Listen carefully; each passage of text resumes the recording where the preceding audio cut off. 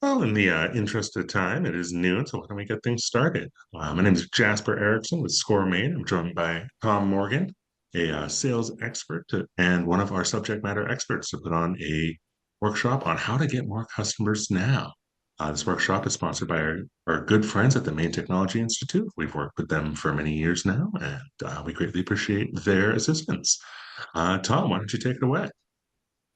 Very good. Well, thanks, Jasper, and thanks to MTI for sponsoring this and this series of calls that we have. And it's nice. I'm glad all of you could join on a nice sunny Tuesday here in July. But sales is one of those things that's it's every day, so you don't take a holiday from it. So, just a little bit about me before we get going. I've been a SCORE mentor since 2018. I still work, so that's why I'm not so much a volunteer mentor for a lot of clients. So I still work as a sales consultant, and I'm also the director of the Center for Sales Excellence at the University of New England.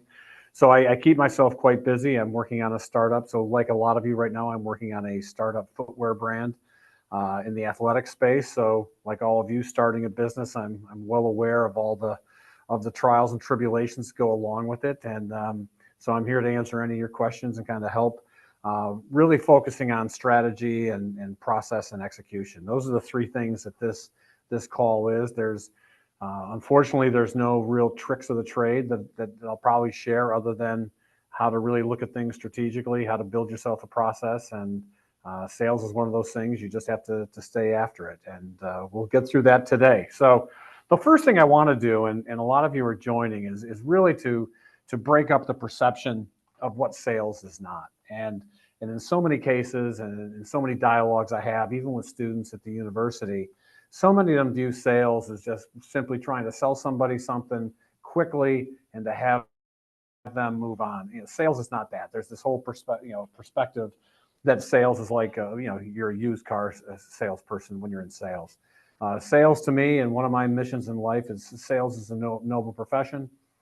Sales is all about having a strategy. Sales is all about knowing who matter, why you matter, and who you matter to, and how do you put a strategy to actually talk to those people and make sure that you're meeting them where they're at, and then how do you execute on a daily basis. So to me, it's the ultimate business practice. So I know a lot of people look at it like it's a tactic, but in everything you do, sales is part of it, especially when you're starting up a business. So to me, sales is a very noble profession.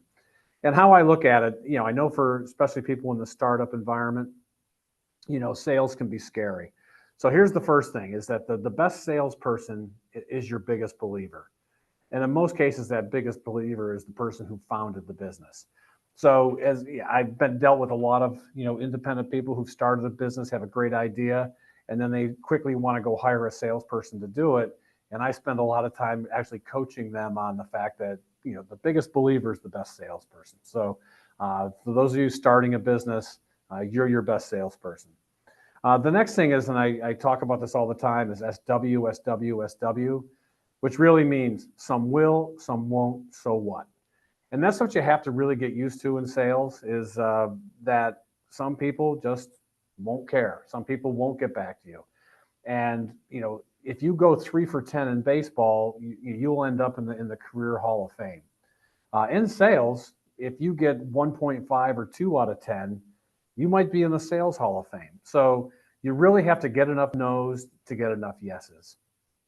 And as I go through this quite a bit, working with people starting up a business, their pipeline at the top of the funnel just sometimes isn't big enough. You just have to assume that a 10 to 15% close rate might be your rate, and so, it can go higher. I've seen a close rate as high as 35%, but for the most part, your close rate tends to be, from the time you get a qualified lead to somewhere from 1.5 to 3.5 out of 10.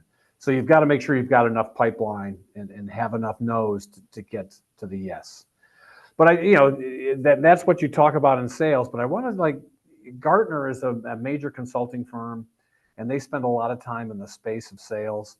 And basically, they talk about the 3 top sales competencies. And this is last year's study, and they published this. And the first key sales competency is the human ability, such as active listening or empathy.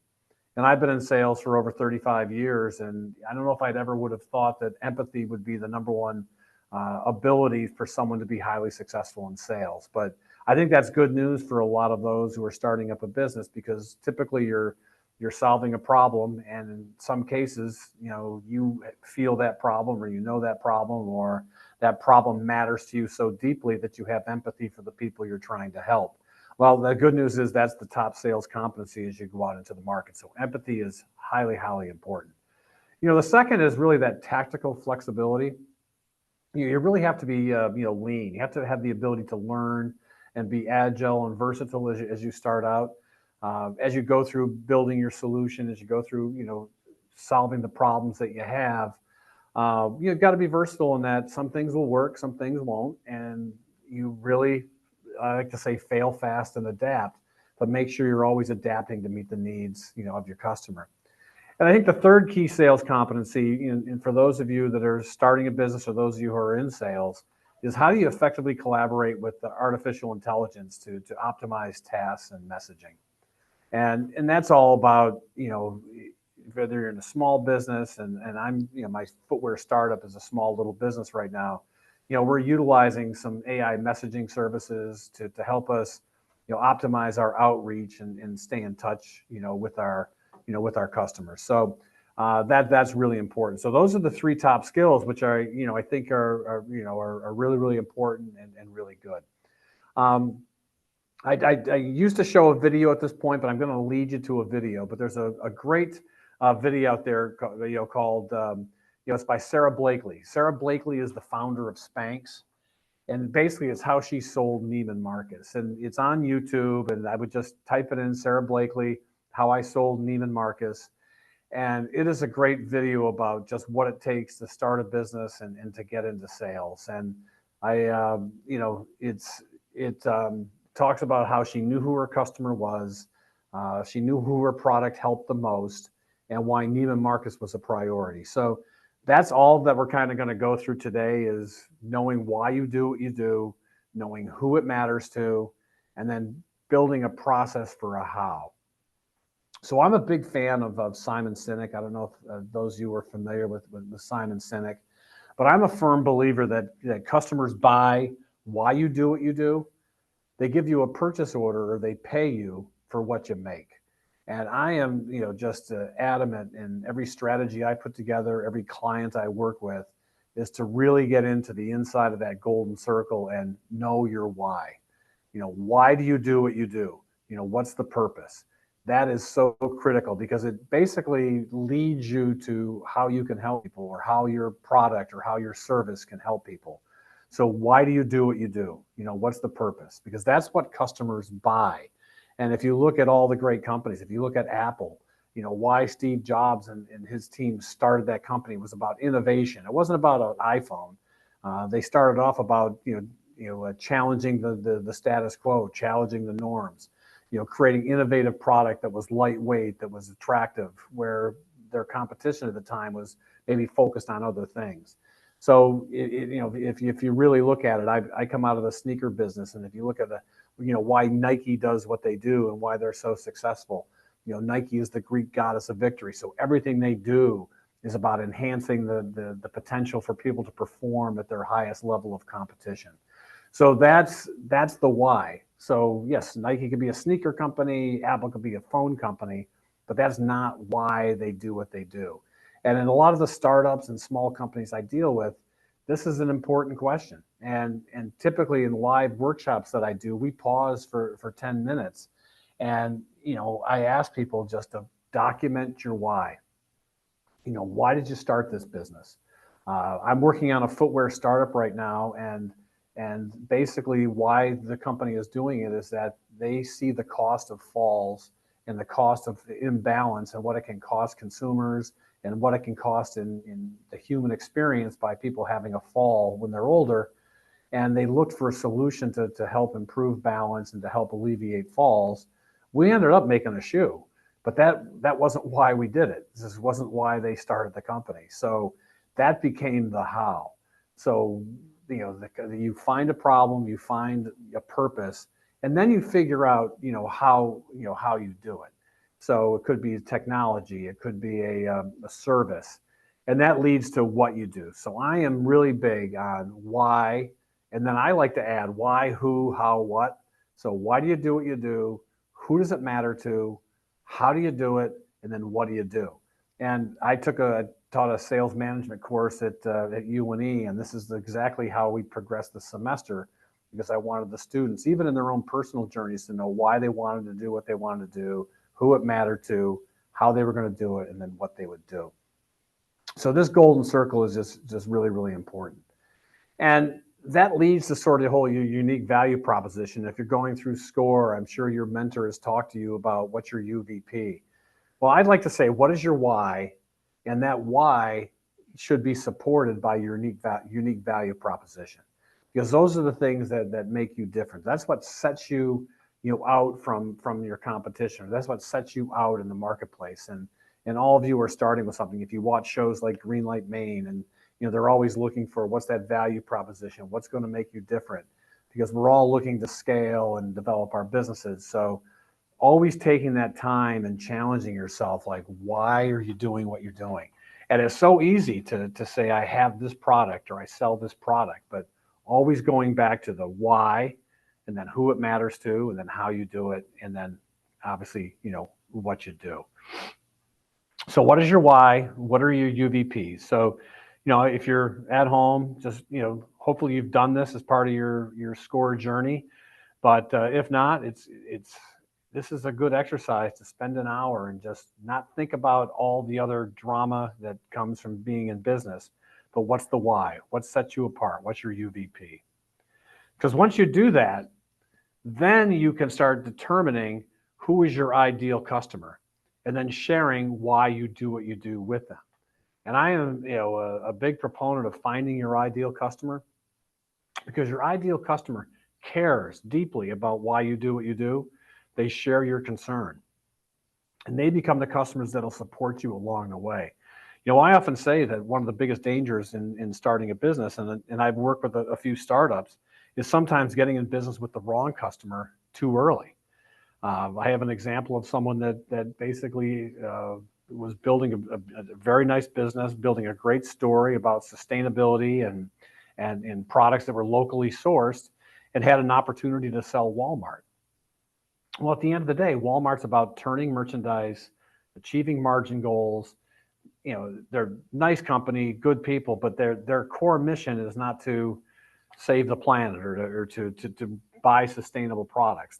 That's a nice to do for them, but it's not an absolute. So in that case, this person just didn't fit in, and the story that they were telling just didn't fit into the margin structure and to the demands of Walmart. And they basically had some struggles for a year or two, and now they're back on the right track. They know who their ideal customers are. They know that it's natural food grocers. They know that it's very good drugstores. They know that it's your general stores. They know it's your campgrounds. They know it's your outdoor stores that care about that type of product. And they're starting to build their business back, but they're talking to people who speak the same language. So for me, I'm starting this footwear company. And obviously everyone says, well, geez, you're making sneakers. Dick's Sporting Goods would be a very good customer. And they may be 5 to 7 years from now, but I am starting off with stores like Lamy Wellahan, stores like Coastal Run in Scarborough, because they get the story. They can articulate that to their customers. They can build a brand. They can build that appreciation. Whereas if you go into a Dick's Sporting Goods, you're just there, and the consumer has to learn about it themselves. And I love Dick's Sporting Goods. They basically, I live on the coast of Maine mostly because of my relationship with Dick's Sporting Goods. But you just have to understand, they're very good at selling a lot of product to people, but they're not really big on telling stories or introducing new brands. So that's sort of what I have to do as I build my strategy. So finding your ideal customer. So as you build your list of why you do what you do, put a list together of who that matters the most to, who really cares, who gives a darn about what you're doing, and go talk to them, because that story will resonate. And this new sneaker company I've worked on, we've got 3 orders, but I went out and got those myself because I knew that those are people who cared deeply about what we were doing. So really finding the ideal customer and sharing why you do what you do. So that who is extremely important. So you've got your why, you got your UVP. I like to spend a lot of time really talking about, who is my customer. And in that, it's building customer personas. So with almost every client I deal with, we get in and we build actual people, 5 to 7 customer personas. And these are people who have the greatest need for your product, but you speak to them all a little bit differently. So when I build customer personas, what it does is it helps you with customer identification, qualification, and segmentation. And then it helps you at the end. This is where empathy, the number one skill, comes in, because when you know who your customers are, when you've got them properly qualified, properly identified, properly segmented into an area, it helps you to meet them where they're at, which is empathy. And I think one thing is there's not one size fits all in sales. You want to customize your message so that what you're talking about is what matters to that person, and they care about what you care about. So meeting the customer where they're at is extremely important. And that allows you, once you've done that work on the customer, you've built the personas, you've identified them, you've qualified them, you've got them into the right segment for how they fit your business, then you can practice the empathy, and then your unique value proposition, your whys, you can validate them to the customer. And basically you put it almost in a matter, like, and I do this exercise, so what, who cares, what's in it for me? You should be able to answer that very easily as you do your pitch. And if we were live, I would actually do this exercise. So you say your business name. So I'd say, I'm Tom Morgan from Breakthrough Sales. You'd all yell, so what? I'd talk about why I do what I do. And then you'd say, well, who cares? And I'd tell you that, CEOs of a business that have faulty sales or a sales structure they're not happy with care about it. And then what's in it for me to my customers is peace of mind, that they know they've got somebody with 45 years of sales experience actually leading and managing their teams. So it's a practice, but it's it's a very important thing to continue to think about. So, and I hate to say that people really do this, but excuse me, like if you say I'm Tom from Breakthrough Sales, I just assume that people are thinking, so what? And so I'm always ready with that next sentence to talk about, why I do what I do. And then they say, who cares? And then I get into my customer personas and who really cares about what I do. And then you start turning it to that meeting them where they're at or validating your UVPs. Then what's in it for you is, this is why I do what I do. Here's how it can help you. And that's really the key to sales, knowing your customer, meeting them where they're at, and then getting to a point where they care for why you do what you do, and then they want to buy what you're providing. And then, that's it, meeting the customer, where they're at, just so important. So empathy is so critical, because what it does is it gives you a real simple customer profile, and it gets you beyond demographics. Like, I'm going to sell 40 to 55-year-old males. Well, let's get into their demographics. Let's get beyond that and get to their behaviors, concerns, and aspirations. This shoe company I'm working on, which is focused on balance, we're talking about lifelong movers. That's our customer. And that customer is somebody who's in their, probably their 50s, 60s, and 70s. They've been very active their whole life. They're now having health issues. They're having some issues that impact their balance, but they want to keep moving. So our customer profile says we want someone who maybe is living at 80% of their physical capacity. We want them to live to 100% of that 80%. Where right now, without the shoes that we make, maybe they're living to 50% of their 80% because they're afraid or they're concerned or they have anxiety. So that's how we're using, customer empathy and customer profiling to kind of build that story.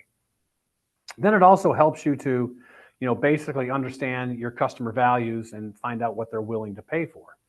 It provides them value, it builds trust with them, and then it creates a relationship. And that relationship, is what really grows a business. And what you'll find is that the cost of acquisition of a new customer is so much higher than maintaining an existing customer.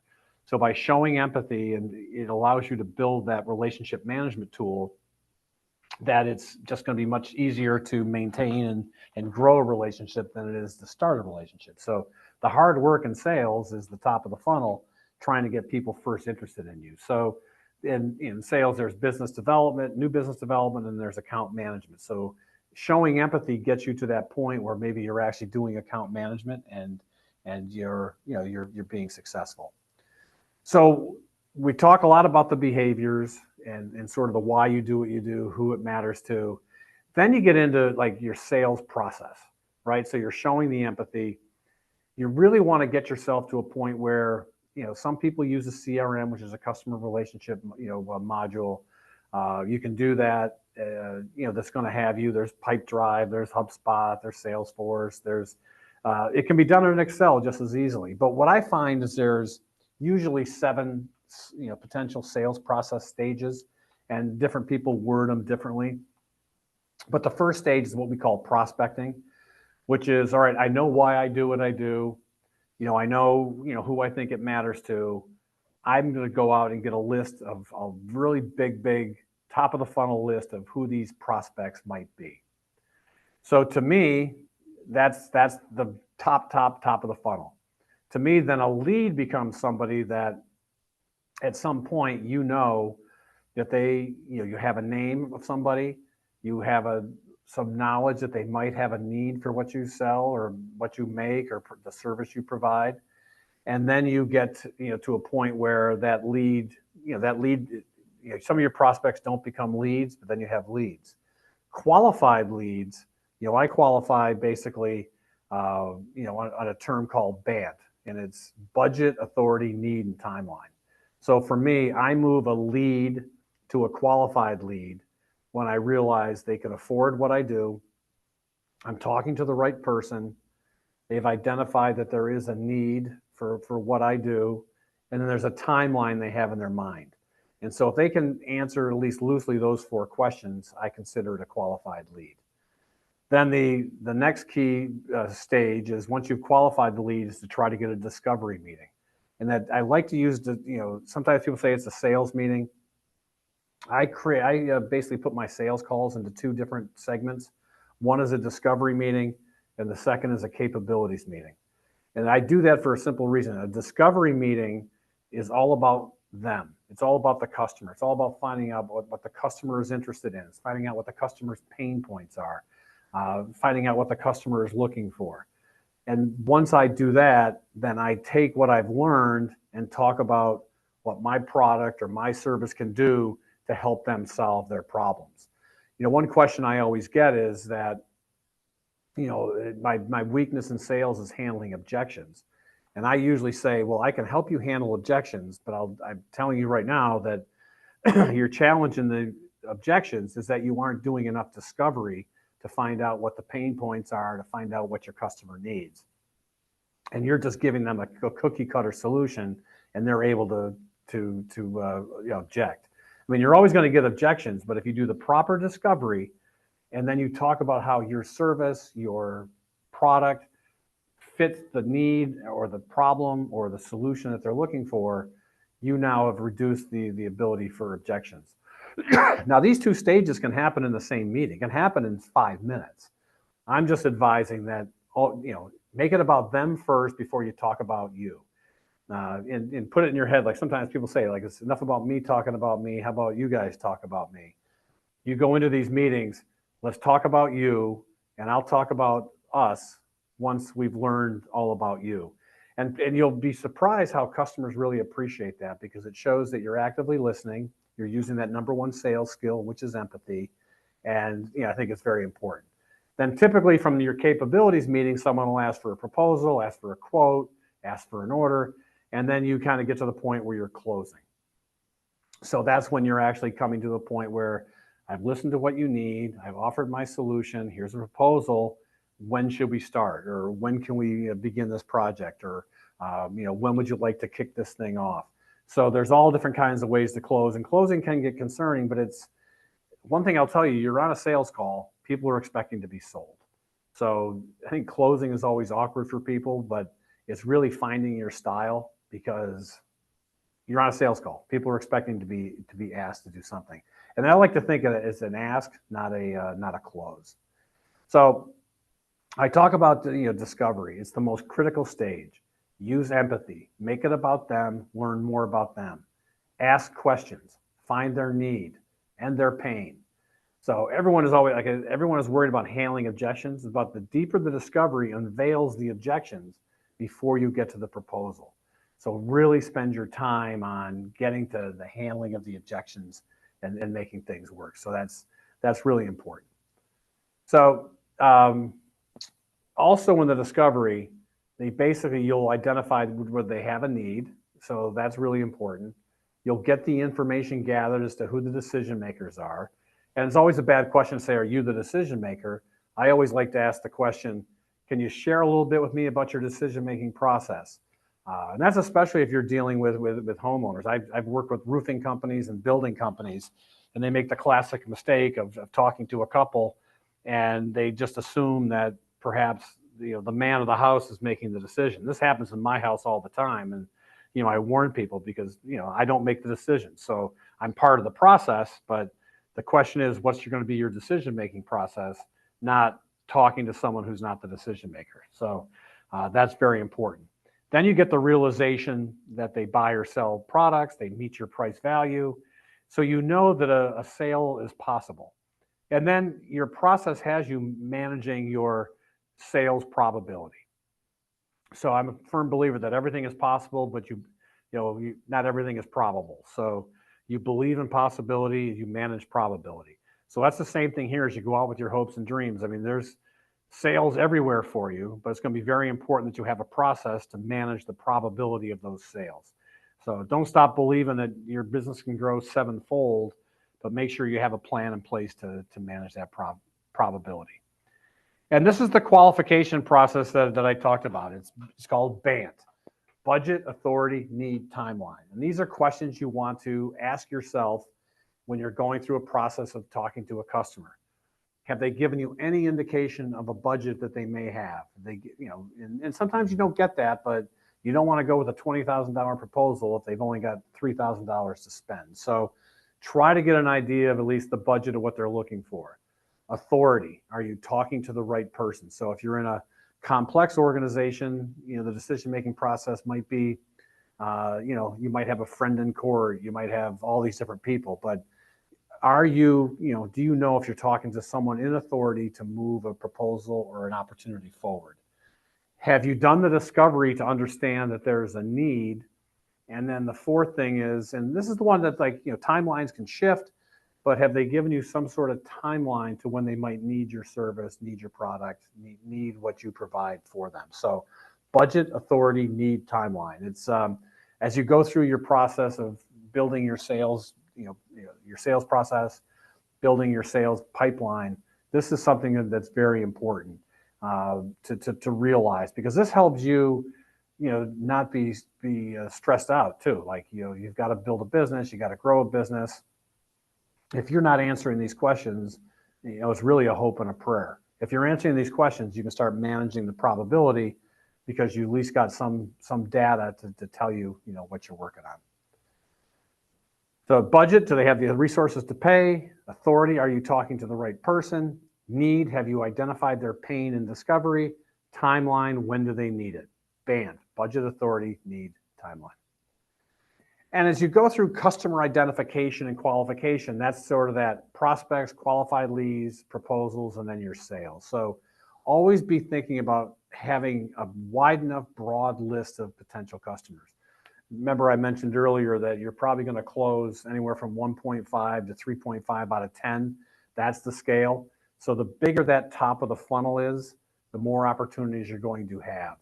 And qualified leads is important, because that tells you that you at least have done some form of BANT to understand that those people in that qualified leads bucket.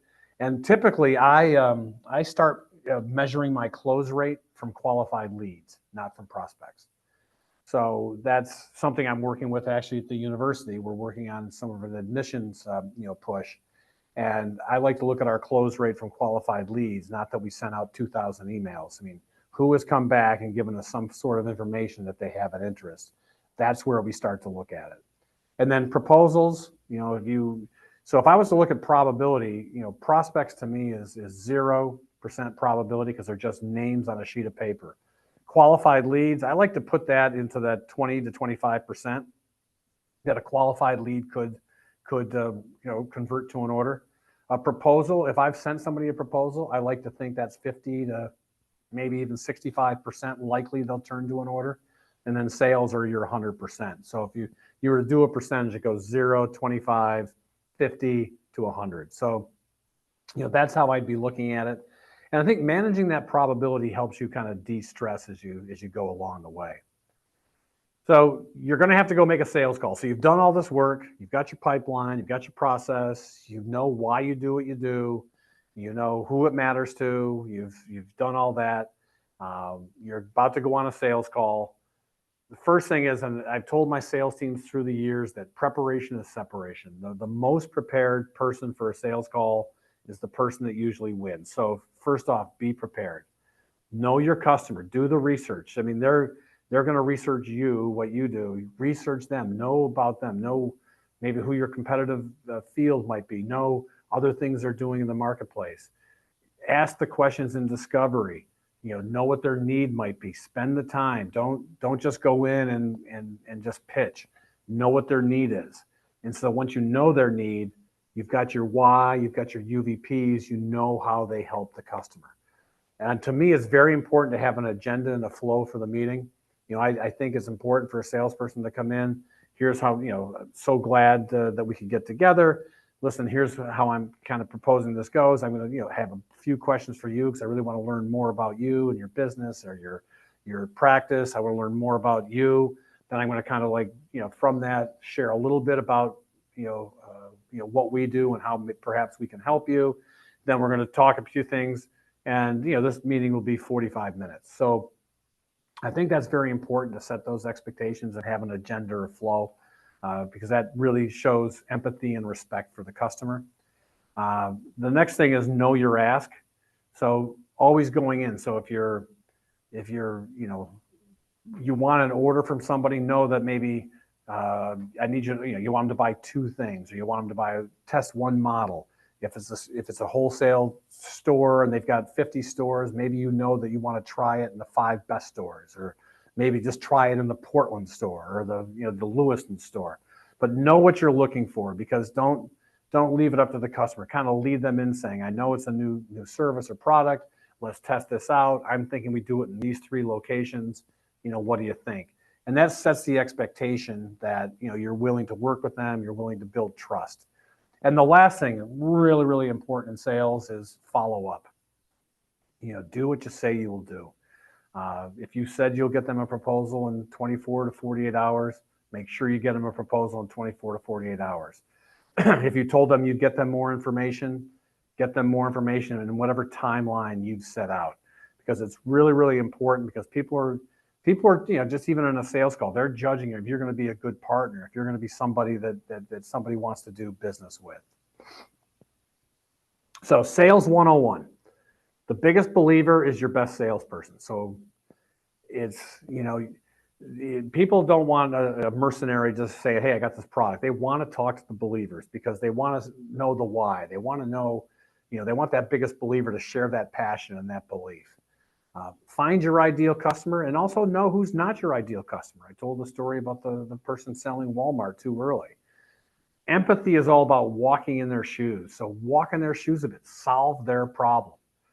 Try to make sure that once you've learned the discovery, leverage your UVP. You've got a UVP for a reason. Don't leave it in the bag. Don't leave it in the car. Make sure that you're leveraging it in the 5 minutes, and know your ask, and know sort of, what you want to do. And just the biggest thing too is manage your expectations. Some will, some won't, so what? It might be that they don't buy it on Tuesday. It might be it's not, don't take it personal. You could have the greatest solution, and they're just not in the mood to buy it that day. So just don't let that, sort of bother you.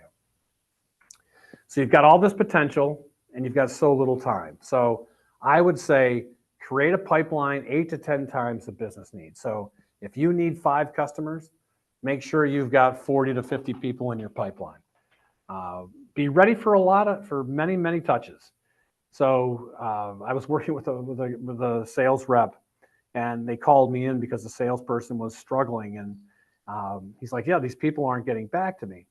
And he said to me, so I said to him, I said, so how many times have you reached out to these customers? And he said, oh, at least 4. And I said, well, call me when you've hit 15, because then you got a problem. But people are busy, and people have other priorities. People's inboxes are flooded. Their voicemails are flooded. Now, have a style for how you do those 15 touches, vary them. Sometimes it might be email, phone, text.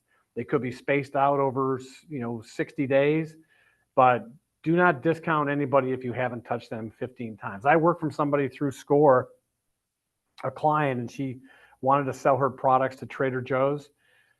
And she got in, and she's selling Trader Joe's right now, 64 touches to get that first appointment. So you just have to be prepared that it's going to take you many, many touches, but it's okay. And that's the process. That's the SW. Just, enjoy it. And, if you can get it done in 7, good for you, but it's going to take you 15 plus. Know your ideal customer, also know who's not, and then, categorize, segment, make sure your customers, they're not all alike. So don't treat them all alike. So somebody might be a more of a large scale business. Some could be a small business.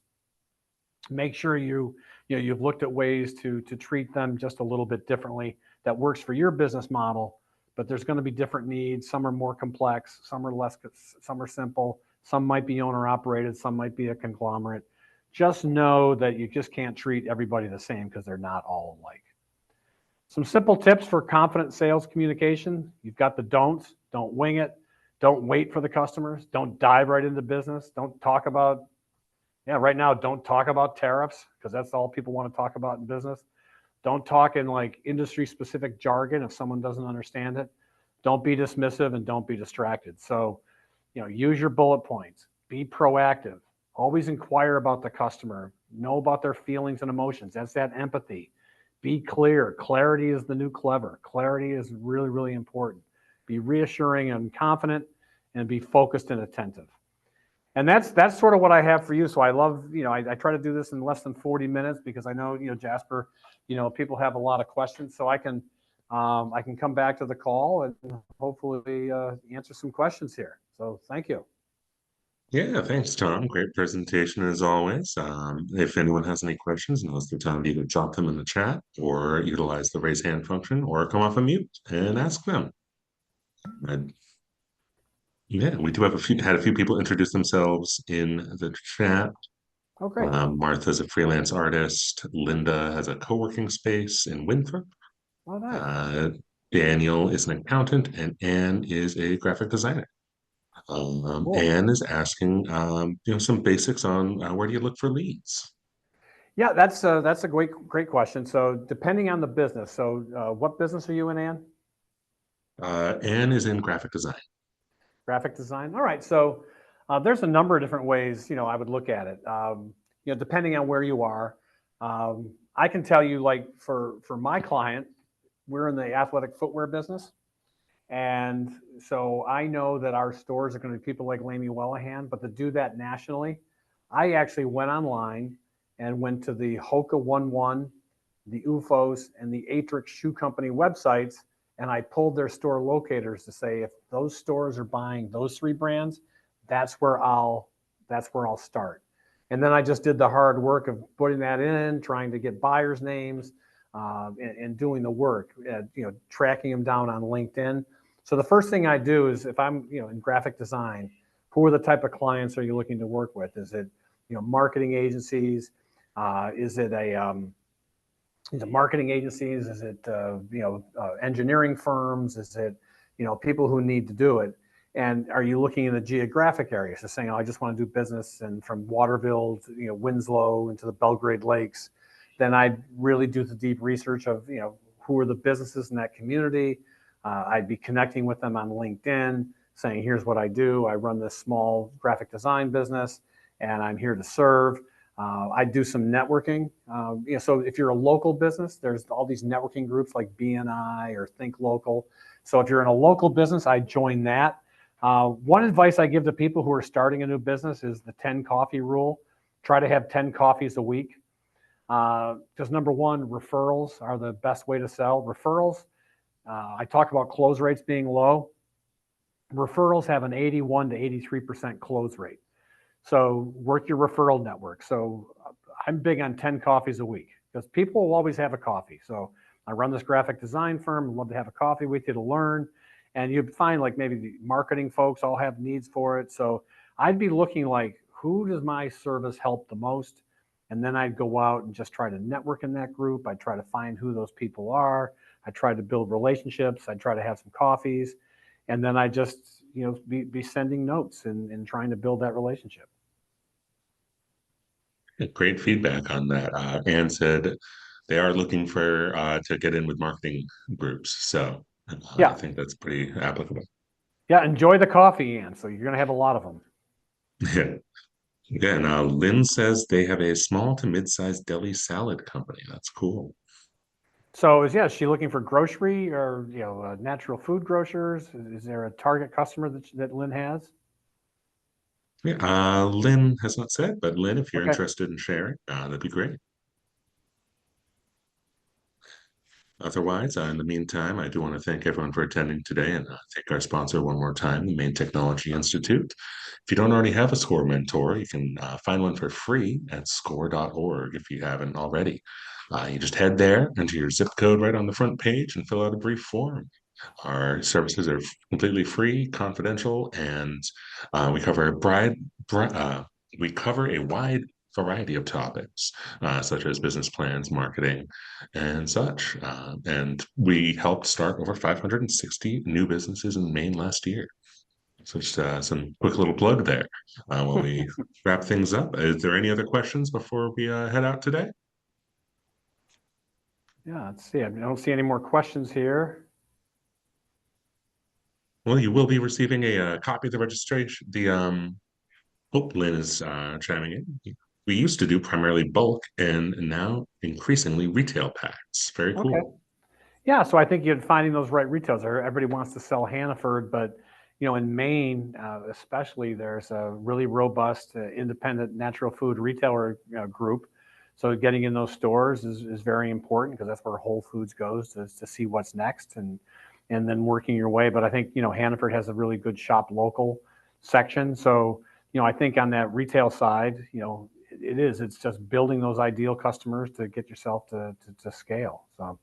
Hmm, Very important. And, absolutely. in Maine, farmers markets are a pretty effective way to sell directly to consumers. Hmm. Those are, I have know a number of, bakers and some folks that do, some retail products, but getting out and getting people to experience it, are good. So, oh, I see Yeah, Liz. and Yeah. gets into my next plug. You'll be receiving a copy of the recording once it's available and posted to our YouTube. And on our YouTube channel, we have a number of our recorded workshops. One of them being how to join a Maine farmers market. Recent great example of how to get your small business out there in the state of Maine. Even if you're not in Maine, it may still be applicable. Or a variety of the videos on there may be applicable to you as well. That's right. Score has so much great information, Jasper. It's like yeah, it's a lifeblood of a lot of successful businesses that have started in Maine. Mm, So it's yeah. you'll hear Well, we're good here to things help. everywhere. Yeah, and I'm going to Yeah, send a and copy of the slide deck. I'll convert it to a PDF and I'll send it to you, Jasper, so you can send it to everybody. indeed, I'll be sending it to everyone with the recording as well. So that will be Okay, sent out. And if there aren't any other questions, I suppose we can wrap things up. great. Well, everybody have a good rest of the day. I want to thank everyone for attending. I hope everyone has a great day as well.